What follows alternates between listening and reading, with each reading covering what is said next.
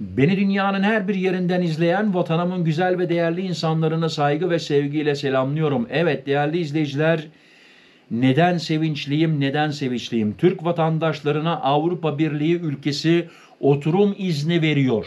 Doğru duydunuz. Bakın neler lazım, neler yapmanız lazım. Hem sesli olarak duyacaksınız hem de ekrana vereceğim.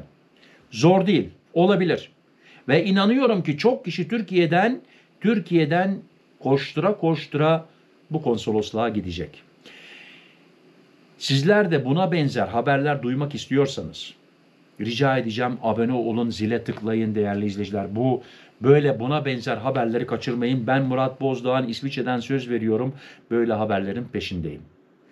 Portekiz aylık 870 euro yaklaşık, bakın 43.000 TL eline geçiyorsa değerli izleyiciler, bu imkandır. Senin de şansın var. Yani şimdi emekliysen, yan gelirin varsa, kiraya dükkanını, evini, arsayını artık kiraya veriyorsan, bak ayda 43.000 TL, ya sevinçten gerçekten ben bile heyecanlanıyorum. Yaklaşık 43.000 TL gelirin varsa bu fırsattır. Değerli izleyiciler, yaklaşık 43.000 TL ve üzerinde pasif geliri olan yabancılara uzun süreli oturum ve çalışma hakkı. Yani Portekiz'e gidiyorsun, orada yaşama hakkı. Çalışabiliyorsun ya, çalışma hakkı veriyor. Daha ne olsun? Çalışma hakkı verileceğini açıkladı ve vermeye de başlamış. Söz konusu tutara maaş gelirleri dahil edilmezken kira ve temettü ödemesi gibi pasif kazançlar dikkate alınacak. Yani konsolosa gittiğin zaman değerli izleyiciler, zaten detaylı olarak hepsini şimdi size ekranda da göstereceğim, bekleyin. Neler lazım? Detaylı hepsini, nokta nokta hepsini göreceksiniz. Avrupa'nın en batı ucunda yer alan Portekiz. Biliyorsunuz değil mi Portekiz nerede? İspanya'nın hemen öbür tarafında, deniz boyunda. Hayata geçirdiği yeni vize planlaması ile yabancılara aylık 870 euro pasif gelir karşılığında uzun süreli oturum izni verecek. Ve inanın bana, burada tanıdığım emekliler var, İsviçreliler, onlar bile oraya yaşamaya gitti. Çünkü yaşamak için sağlık konusunda iyi, ırkçılık yok değerli izleyiciler, havası güzel, deniz boyunda, güzel bir ülke. Siz bilirsiniz. Pasif gelir vizesi olarak da bilinen D7 vizesi. D7 vizesi alacaksınız. Kapsamında aralarında Türk vatandaşlarının da yer aldığı birçok ülkeden gelecek yabancılar emekli maaşı, kira ya da temettü ödemesi şeklinde beyan edecekleri aylık kazançları ile ülkede oturum hakkı alabilecek. Mevcut euro kuru ile şimdi şu anda euro kuruna şu anda bugün 13 Kasım 2025 tarihi de belirleyelim. 42.708 TL yapıyor değerli izleyiciler. Ya biraz evvel ne demiştik? 870 euro. Yani bunu Ocak'ta izlersen 870 eurodan kuru hesapla, ondan sonra sana Türk parasını görürsün ne kadar lazım ayda gelir olarak. Denk düşen ücret yalnızca garanti altına alınmış ödemeleri kapsayacak. Yani Portekiz diyor ki sen buraya gel ama ben sana bakmam.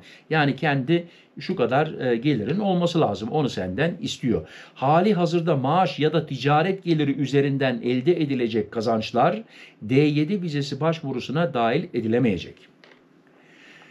Söz konusu uygulamanın ilk başvuruları geçtiğimiz yıl itibariyle toplanmaya başlanırken çok sayıda yabancının talebi şimdiden onaylanmış durumda. Türk vatandaşlarının da programa yoğun ilgi gösterdiği bilinirken bu uygulama ile Portekiz'e yerleşecek yabancılar aynı zamanda çalışma iznine de sahip olmuş olacak. Peki D7 vizesi nasıl alınır? Türkiye'den başvurusu. Şimdi sen Türkiye'den başvuruyorsun. Başvurular Portekiz Konsolosluğu veya AS Visa merkezleri aracılığıyla yapılıyor. Adayların aşağıdaki belgeleri hazırlaması gerekiyor. Şimdi değerli izleyiciler bakın. Pasaportunuz en az 6 ay geçerli olması lazım bir. D7 vizesi başvuru formunu doldurun.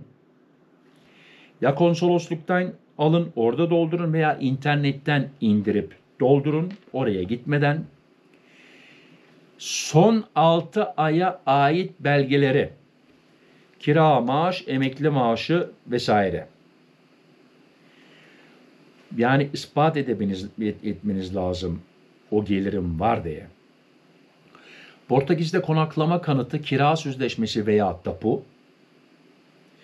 Bu nasıl olur değerli izleyiciler? Bir tanıdığınız vardır Portekiz'de, onunla beraber yaparsınız.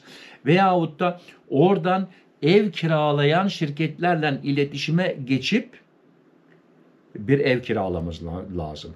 Bazı oteller hatta uzun süreli oda bile ucuz yollu kiralıyor. Yani sana o kontrat lazım. Portekiz'de açılmış banka hesabı ve yatırılmış gelir teminatı, vergi numarası, sabıka kaydı, sağlık sigortası en az 30.000 euro teminatlı. Yani bir sigorta yapman lazım. Herhangi bir hastalık olursa 30.000 euroya kadar ödemesi lazım ve biyometrik fotoğraf. Şimdi bazılarınız diyecek ki bu iş zor iş, ama o kadar da zor değil değerli izleyiciler. En mühim olan o gelir olması. Ondan sonra bana sorarsanız bakın, bu ev işini de hallederseniz gerisi olur. Banka hesabı açılır, sigorta da yapılır. Vergi numarası zaten sana verecekler. Banka hesabı açıyorsun. Portekiz'de oturum başvurusu. Vize onaylandıktan sonra Portekiz'e gidilir ve SEF, Portekiz'de Serviço de Estrangeiros e Fronteiras. Artık bu dili de biraz öğrenmeniz lazım. Yoksa zor olur değerli izleyiciler. Nasıl İsviçre'ye, Almanya'ya geldiniz mi Almanca lazım. Oraya da gittiniz mi Portekizceyi de, ama dünyanın çok yerinde konuşuluyor bu ha. Bak gidin Brezilya'ya, orada da konuşuluyor. Ofisinde oturum izni başvurusu yapılır. Yani vizeyi aldıktan sonra gidiyorsun, orada oturum iznini alıyorsun. Ondan sonra zaten onu aldıktan sonra İlk oturum izni 2 yıl geçerli ve ardından 3 yıl daha uzatabiliyorsun. O 5 sene geçti mi değerli izleyiciler, 5 yılın sonunda başvuru sahibi süresiz oturum veya Portekiz vatandaşlığı için başvuruda bulunabilir. Hele ve hele o Portekiz vatandaşlığına geçersen sana AB pasaportu veriyorlar. AB pasaportunu aldın mı zaten sana bütün Avrupa açık. Bütün İsviçre'ye bile gelebilirsin. Benim komşum olabilirsin. Bak.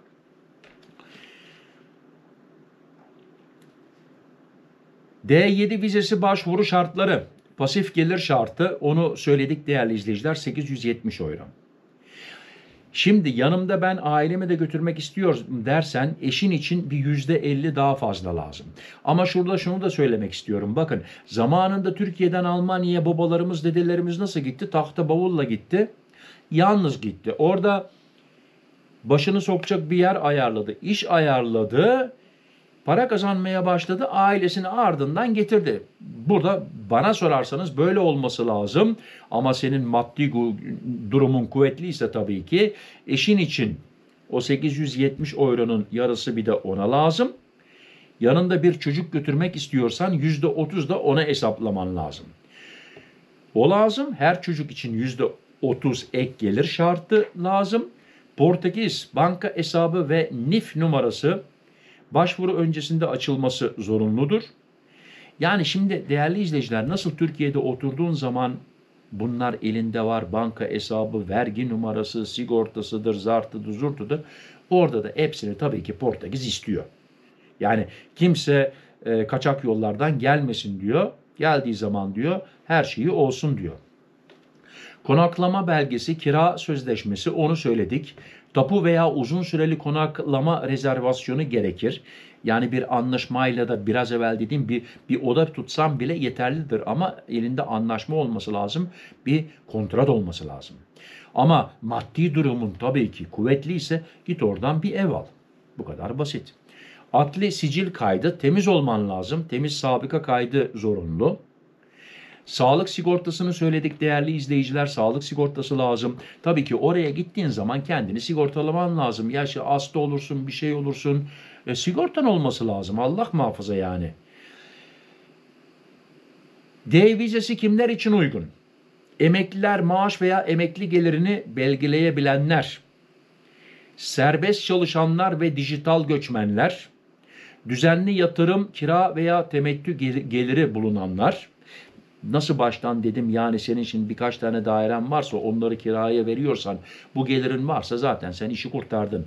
Uzaktan çalışarak Avrupa'da yaşamak isteyenler. Portekiz, bu nokta çok mühim. Bak, bu nokta çok mühim. Portekiz diğer AB ülkelerine kıyasla düşük yaşam maliyeti, güvenli ortam ve yabancı dostu, ırkçılık yok, göç politikasıyla son yıllarda en çok tercih edilen Avrupa ülkelerinden biri haline geldi. Bakın, İsviçre'den bile emekliler artık oraya gidiyor. D7 vizesiyle hangi haklar elde ediliyor? Portekiz'de yaşama, çalışma ve eğitim hakkı, 26 Schengen ülkesinde serbest dolaşım, 5 yılın sonunda Portekiz vatandaşlığı başvuru hakkı, aile birleşimi ve çocuklar için ücretsiz eğitim imkanı, Portekiz sağlık sisteminden faydalanma hakkı, 2025 itibarıyla D7 pasif gelir vizesi Avrupa'da yaşamak isteyenler için yatırımsız en erişebilir yolların başında geliyor. Tekrar. Aylık 870 euro gelir şartını sağlayanlar, Portekiz'in sunduğu yüksek yaşam kalitesinden ve Schengen avantajlarından yararlanabiliyor. İnşallah değerli izleyiciler, inşallah kim artık müracaat ederse hepiniz için değerli izleyiciler, gitmek isteyenlerin yolu açık olsun diyorum. Gitmek isteyenlerin, bakın. Yani hepiniz şimdi orasını burasını terk edin demek istemiyorum. Ama gitmek isteyenler inşallah olur diyorum. Yani inşallah olur. Değerli izleyiciler, her şeyi öğrendiniz. Bakın, sesli duydunuz, ekranda duydunuz. İp şimdi sizde. Buyurun. Gitmek isteyenler başvurusunu yapsın. Neler lazım? Her şeyi hazırlayın. Hazırlıklı konsolosa gidin. Yoksa bir daha gidersiniz. O olur yani. Bir daha gidersiniz. Öğrenin konsolos nerede? Portekiz konsolosu, başvuru yapın. Değerli izleyiciler, hepinize şimdiden yolunuz açık olsun diyorum. Ve Murat Bozdağ'ın İsviçre kanalında beni tanımayanlar için değerli izleyiciler, ben en sonunda ne diyorum? Sağlık, sağlık en mühimi. Sağlıklı kalın, benimle kalın. Hoşça kalın. Murat.